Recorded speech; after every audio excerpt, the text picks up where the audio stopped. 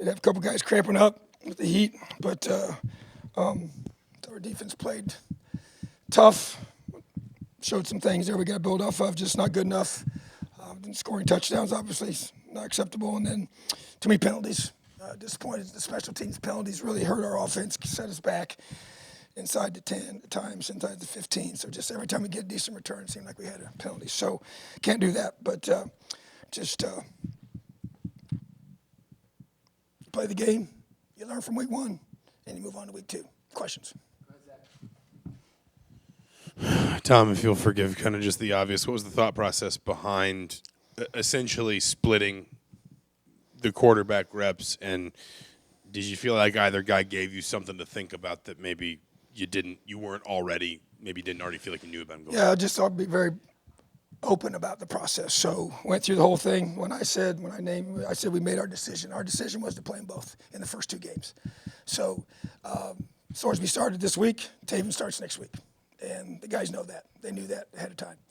And so, because here's the reality. You have spring ball, you have summer, and you have fall camp, and they never get hit, and it's not full bore live football playing in the game. And they need to play in the game for us to truly be able to. It was one guy would have a good practice, and the other guy, and it would be back and forth, or a good week, and it was just all kind of like, man, so similar. And so, but at the same, so we felt like the best thing to do was let's let them see them play. We told them both they're going to both play. We didn't have like a pitch count. We didn't say when you're going to go in. We just said whoever starts week 1, everyone's going to start week 2. That's how we set it up. And so gives us a chance to be able to, after the first 2 games, be able to evaluate where we're at, where they're at, and what we need to be able to do moving forward. So that's what happened today. I couldn't even tell you how many snaps each one of them played, but we'll watch the film. And bottom line, it's about being able to move the football down the field and get us in the end zone. So we weren't able to score with either one of them, and so we obviously got to get better. And so we got to do a better job executing and just continue to grow our offense. And obviously they do a lot of things that make it very difficult, and just felt like that we needed game time to evaluate. And that's really where we are. So we don't have preseason games. We don't have anything against anybody else. And so, we obviously had to play a Big Ten opponent week 1. That's something that was, part of the deal. And so we chose to go that direction. So I thought both guys did some good things. Both guys made some mistakes. So it's got to build off of it. Hey, Coach.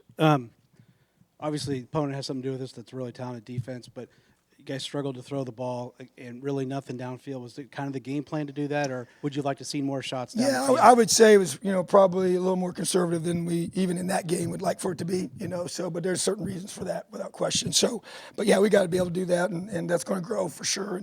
And we really felt like coming in, you're going to have to take about, 7 or 8 shots, and then a couple of those we had and then got pressure. And so, but at the same time, yeah, there's no question. We got talented receivers on the perimeter and got to do a better job of getting those guys to football. But I think you're just going to see it continue to grow each week. There's no question about it. Both these guys can throw the football. But I just think, once again, some of the field position didn't help us several times. When you're backed up like that, that's when you make big mistakes and get costly situations. And you don't want to throw picks in those spots. And so, once again, 2 young guys, probably a little more conservative than we will be moving forward. But not probably, definitely more conservative than we'll be moving forward. But at the same time, just got to continue to get better. I know you can't predict the future, but you said you want to reevaluate the quarterbacks after the 2 games. Is your hope that one separates themselves and you could just stick to one then and not keep rotating? Yeah, I would like to be able to have that, yes. But I just think it's really just fair to be able to have them both play. It's the same opponent. If you just play one against one team, one against another team, it really doesn't give you a pretty clear picture at all, because obviously they're 2 different opponents. Our first 2 opponents are very different. Tom, were you given an explanation on the incomplete pass at the end of the first half by the officials? Explanation for the incomplete pass that was reviewed? Oh, yeah, they said his arm was going forward. So, I mean, obviously, I didn't think it was, but yeah, it's just a review that they go through, and it's not like I can challenge that. So once they review it, they made that decision. So, but I thought it was a hit and a fumble. So obviously we'd had the ball and saved us 3 points. But so.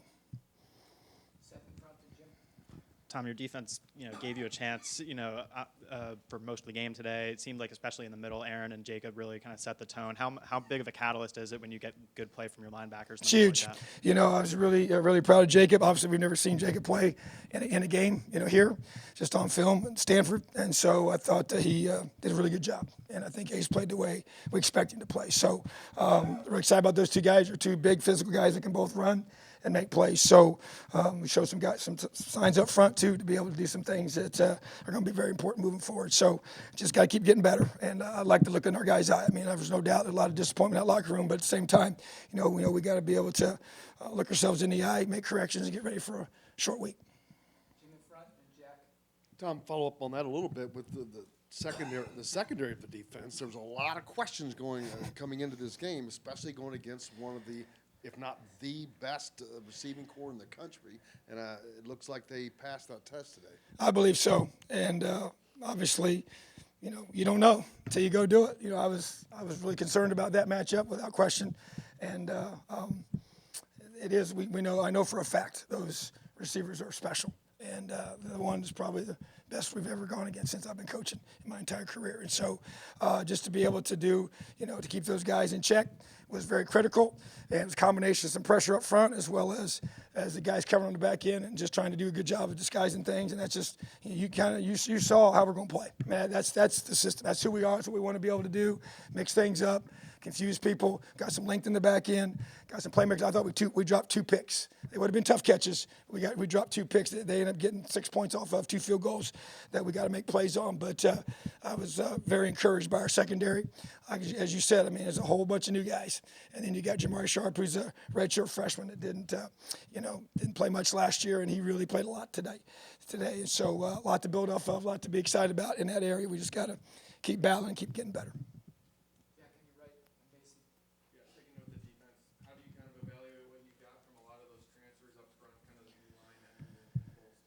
Yeah, I would say, we got a little tired. The heat was a part of that, but obviously it's for both teams. But I thought that we did a good job of establishing the line of scrimmage defensively, made it hard on them.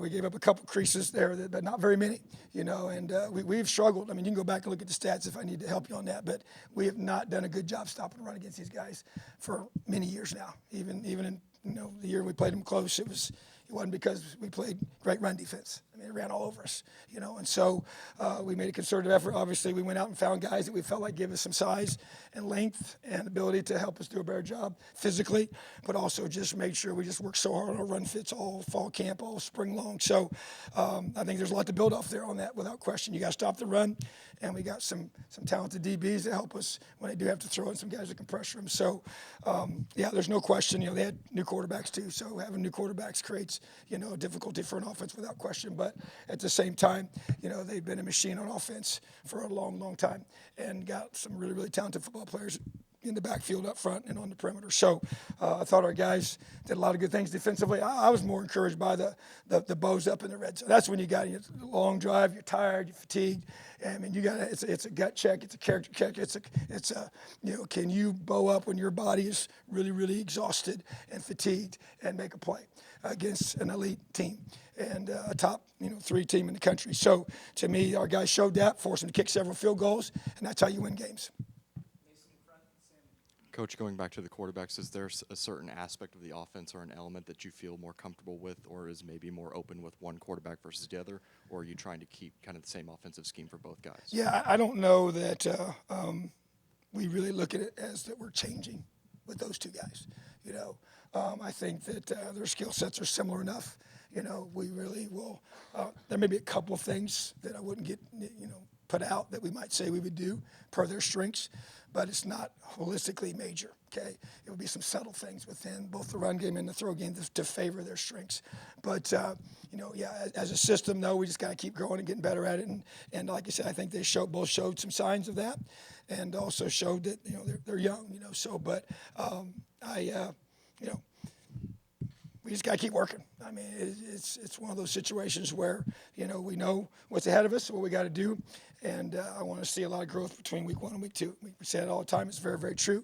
We knew we didn't have any any margin for error week 1 because of our opponent, but at the same time, the growth is still expected between week 1 and week 2. And so that's not going to be different, especially with our offense and our defense as well and our special teams play. So, but I think that those guys showed that, there's much to build off of without question. So I'm not going to sit here and be negative because that's not who I am. It doesn't serve any purpose. It doesn't help us get any better.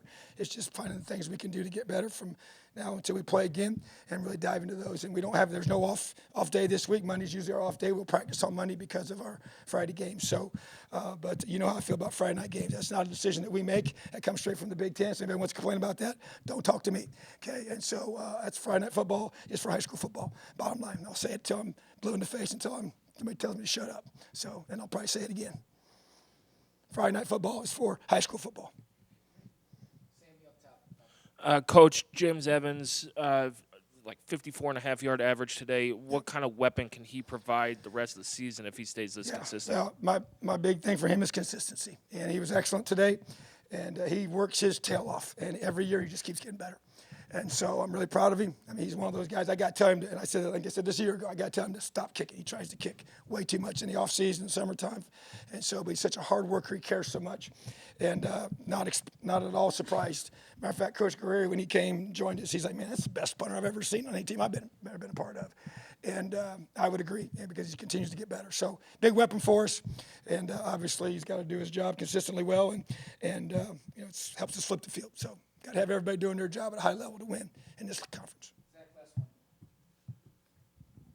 Kind of with Jalen, it felt like obviously some opportunities in special teams. He had, I think, that one punt return in particular, but couldn't really find the same room offensively. What did you like, maybe especially from him in an expanded special teams role, and where do you feel like you need to keep working to kind of get him the touches he needs? Maybe, I guess, the spots on the field he needs those touches. I would say, the whole, and I was questioned last year why he didn't return punts last year. And he wasn't ready.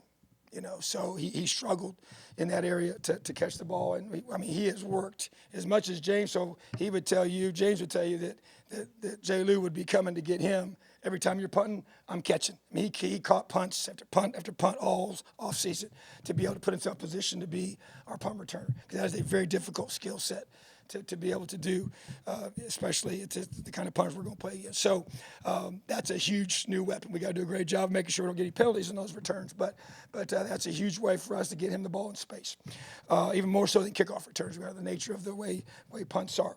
And then offensively, we just got to continue to find ways to get him the ball in space. And that to me is going to be, we have a pitch count for him to make sure he gets so many touches. Obviously, he went out a couple different times with some cramping, which he's got such, a lean body type and, such a small percent of body fat, and he's all muscled up. So that's a concern. We obviously work through that as we go each week, and we'll have a night game on this weekend, which may help. And so, but at the same time, we want to see him get the ball in space, because that's where he's the most dangerous. So I think that will continue to be a chance to get him the ball, and I think our offensive, there's no question we understand how valuable he is. So he's a great little player. We just got to keep working to get him the ball. Appreciate you guys. Have a great day, Elio.